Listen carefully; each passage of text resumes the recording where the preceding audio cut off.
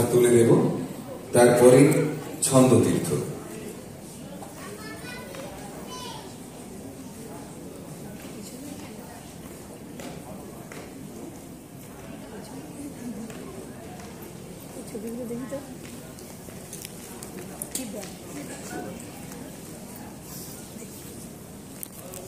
আমরা নটরাজ নৃত্যকলা কেন্দ্রের ছোট্ট ছোট্ট শিল্পী এবং তারপরে সঙ্গীতের যারা ছিলেন তাদেরকে সম্বর্ধিত করছি।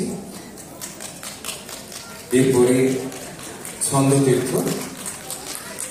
ছন্দতীর্থের সকল শিশুদের আমরা সম্বর্ধিত করব। একটি সুন্দর কবিতা কোলাজের নিবেদন তারা রেখেছে।